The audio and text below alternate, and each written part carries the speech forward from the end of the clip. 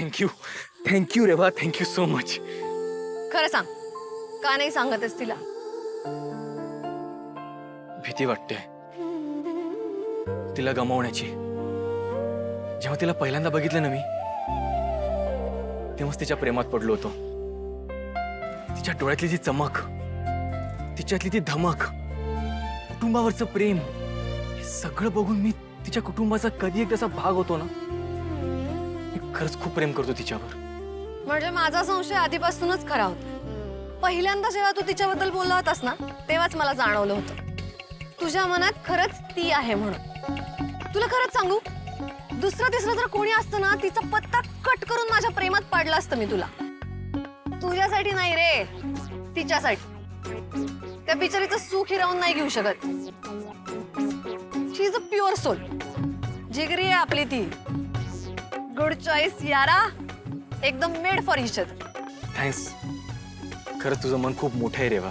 हा, तू माझ्या प्रेमाचं बलिदान वाया बिया जाऊ देऊ नको. आताच सांगते तुला. हा नाही. येड्या. आणि तुला जर जमणार नसेल ना, तर मला सांग. मी मिशन सोडून घेईन तुझ्यासाठी इथे. केदार आणि ही कोण आहे नवीन मुलगी? शिट यार, परत एकदा मी माझ्याच गेम मध्ये हारले. चला नसीब.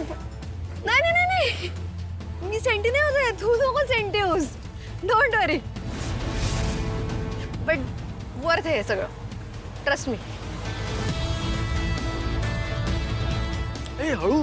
अरे काचे खाली. हाय हाय, मर जावा यार. कीड़े एक ही दिन है यार, कितनी बार जीतोगे?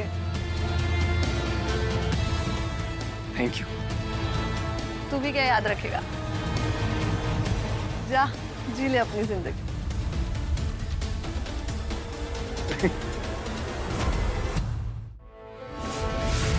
सो कॉल्ड जबाबदार केदार कुठे कुठे मुली पटवून ठेवल्यात ह्यानी. घरी तारिणी, बेलसरेंकडे काव्य आणि ही कोण नवीनच. केदार आणि मुली सोबत? हो मम्मा, केवढ्या आतल्या गाठीचा निघाला गा केदार. ते खरंच आहे म्हणा. पण हा केदार इथे सगळ्यांना गुड बॉय वाटतो ना. आता त्याचे हे उद्योग जेव्हा घरच्यांना कळतील ना, तेव्हा मम्मा अशी मज्जा येणार आहे माहितीये. पण निशू, कौशिकीताई विश्वास ठेवतील का तुझ्यावर? कम ऑन मम्मा, प्रूफ आहे माझ्याकडे. फोटो काढलाय मी. मस्त मस्त. ए बाई, पण जे काय करशील ना ते सांभाळून कर. डोंट वरी. ह्यावेळी केदार आणि तारिणीची अशी वाट लागणार आहे ना, एका फोटोत 2 निशाणे मारणार आहे मी. मार मार.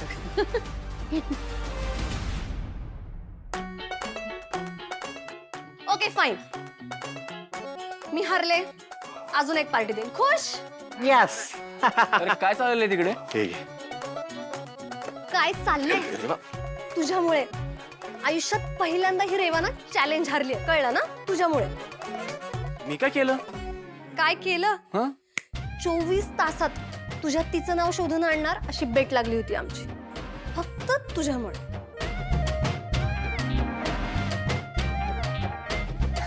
कमांडर.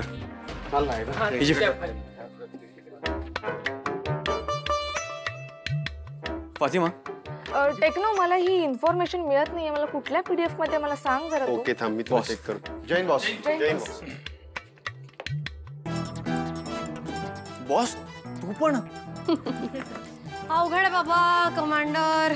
खूप अवघड आहे का माणसाचं. का? बॉस, किड्याला मी खूप वर्ष झालं ओळखतेय ना, पण त्याच्या मनात काय चाललंय हे मला अजून कळतच नाहीये. चालू निघालास यार केड्या तू. काय फायदा आहे रे वो बाई? मनातलं कुठं सांगता येतंय त्यांना अजून. मी सांगू का तुला? हे बघ, असं डायरेक्ट मुलीसमोर जायचं, हात पकडायचा आणि आय लव्ह यू असं म्हणायचं. हो लव गुरु, तुझे टिप्स तुझ्याकडेच ठेव. बॉस अर्जंट आहे, घेऊ? सॉरी. हॅलो.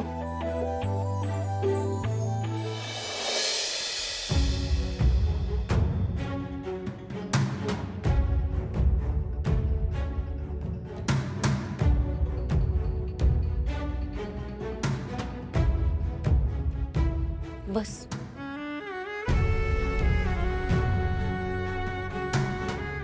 बस का केलं तसं? मला न सांगता पैसे पाठवले घरी. किती गेले तुम्ही आमच्यासाठी?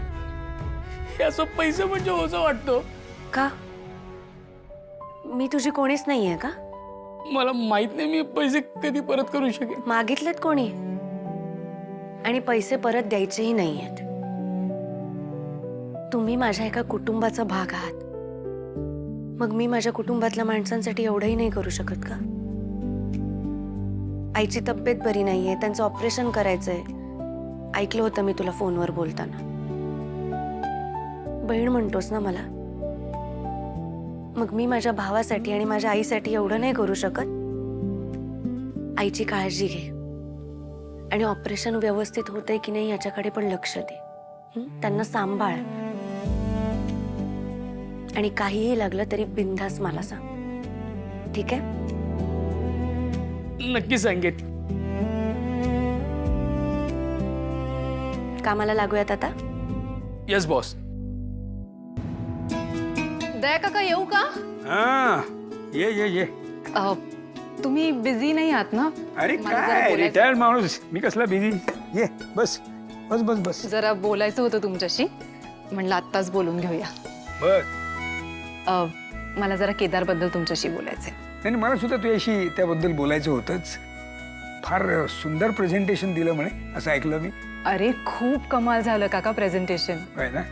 म्हणजे हे नवीन इन्व्हेस्टर्स होते, हा पण त्यांनी आपल्या कंपनीमध्ये इन्व्हेस्ट करायचं ठरवलं ते फक्त केदारमुळे. नाही पण चांगलं आहे काय. फार लवकर लवकर सगळं शिकतोय तो. I know. काय तुझ्यावरचा भार थोडा हलका करतोय तो. ऍक्च्युली त्याबद्दलच जरा बोलायचं होतं. म्हणलं तुमच्याशी बोलूया, मग आपण निर्णय घेऊया. काय त्याला काय प्रमोशन वगैरे द्यायचा विचार करतेस की काय?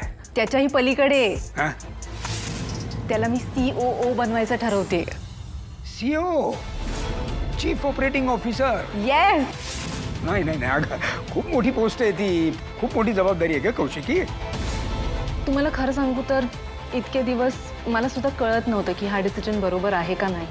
पण आता मी जेव्हा केदारला बघते ना, मला असं वाटतं की तो ही पोझिशन डिझर्व करतो. आणि ऑफकोर्स तुम्हाला चालणार असेल तरच आपण हा निर्णय घेऊया. अगं, माझी काहीच हरकत नाही ग. पण पद्मिनी काकू आणि युवराज, हां ते ही गोष्ट इतक्या सहजासहजी स्वीकारतील असं मला नाही वाटत. तशी मी ही गोष्ट त्यांच्या कानावर घातली आहे. पण मला काय वाटतं, तुम्ही सुद्धा एकदा त्यांच्याशी बोलण्याचा प्रयत्न करा ना.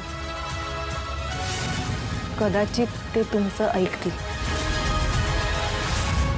रेवाताई हे घड्याळ. आणि यातले काटे?